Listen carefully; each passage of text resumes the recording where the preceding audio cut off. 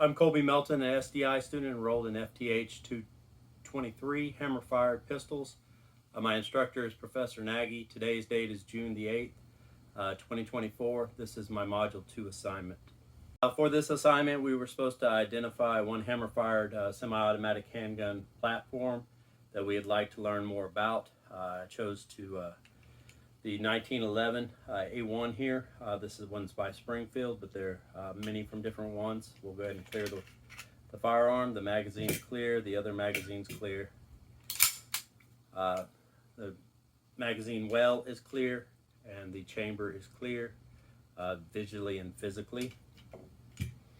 I chose this firearm because of all my hammer-fired pistols, other than the SAR B6, I'm least familiar with this one, primarily because I have only put about 1,500 rounds through this pistol due to the increased prices of 45 ACP.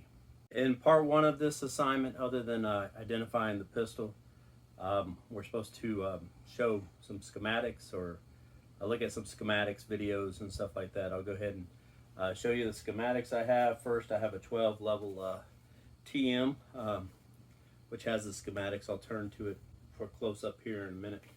A bench shot. And then I have an owner's manual, which also has schematics in it. We'll look at the digital copy here in a minute. And also from the Gun Digest exploded gun drawings, and from Numrich.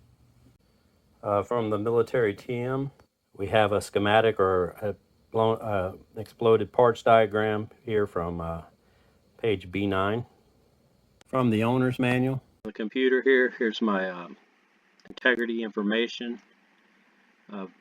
Going into the digital copy of the owner's manual, here's the parts schematic for the 1911 from the Springfield manual. Here we have an exploded schematic from the Gun Digest book of exploded gun drawings. And this is for a Colt 1911 Alpha 1, but they don't have the Springfield version, but they're pretty much all standard and the same, and a lot of the replacement parts work for both of them. And then over here we have the Numrich website with the exploded diagram and all the parts listed. In the final prompt for part one, it asked what components or assemblies in the firearm might cause the following failures, and asked me to articulate why I feel this way. Prior to explaining the components that might be responsible for these three failures, it is important to rule out ammunition and or operator. The three failures are failure to lock, failure to unlock, and failure to feed. RTM, for failure to lock, the barrel locking ribs do not interlock with the locking recesses in the slide. There's lack of lubrication on the operating parts. There's dirty or burred barrel locking rib or locking recesses, a weak recoil spring, or a broken barrel length. And then over here in the FTT 211 firearms inspection and troubleshooting, for a failure to lock, you have broken or damaged worn parts to include bolt/slide barrel extension, locking block link, bushing or action/recoil spring, excessive dirt or debris in the action or chamber, or in a roughly machined or undersized chamber. And this is for the recoil operated firearms section. Shots from this point of view are being taken from my workbench. There's the integrity card right there. I've taken the liberty of going ahead and field stripping the firearm. There is no live ammunition in the workspace. So from the manuals and the my own understanding of the firearm, a failure to lock could be caused by the barrel. You have the ribs here. You have the link that could be broken. It could be bulged and not fitting through the collar. You could have a weak spring that's just not pushing it far enough. Maybe the guide rod is broken. It could be something burred in the actual rails themselves, catching it, causing friction.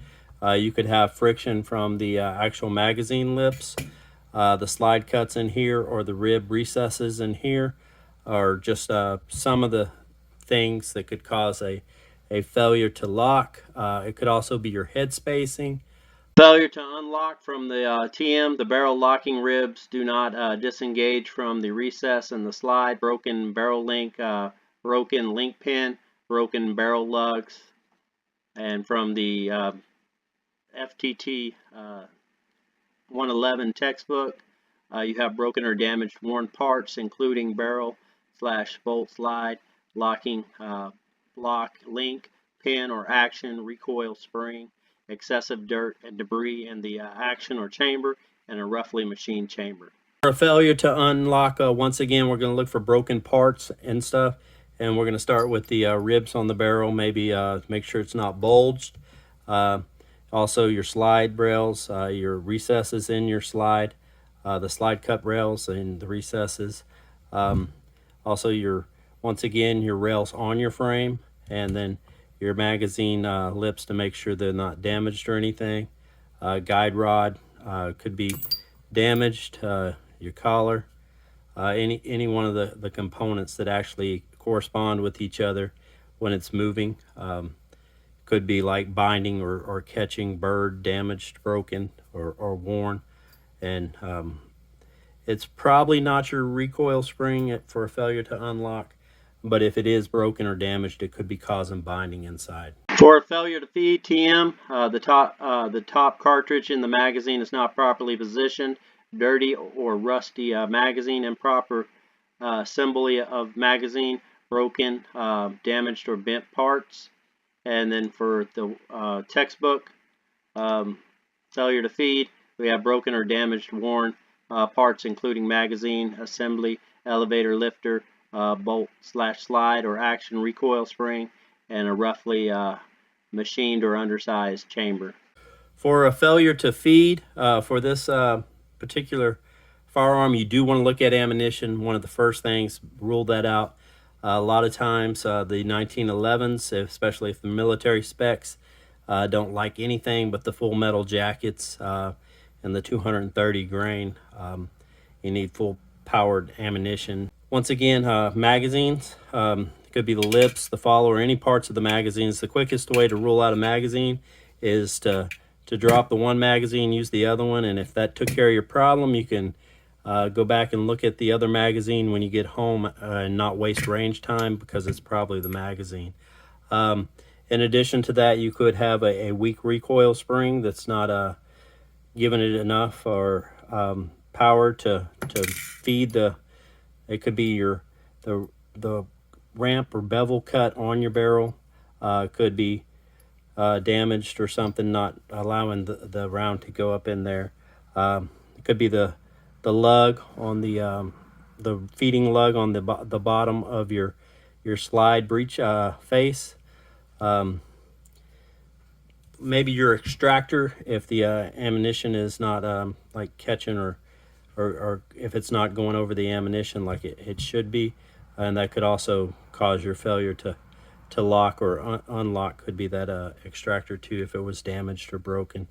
Basically though, the first thing you want to look at is your magazine. All right, I'm back at the desk. Here's the firearm. The 1911 is clear, magazine, well, and chamber. The follower is clear. There's no live ammunition in the workspace.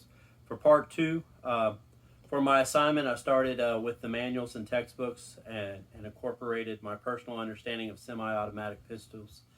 I additionally did a functions check dry a couple of times and some with dummy rounds to try to gain a deeper understanding of the firearm.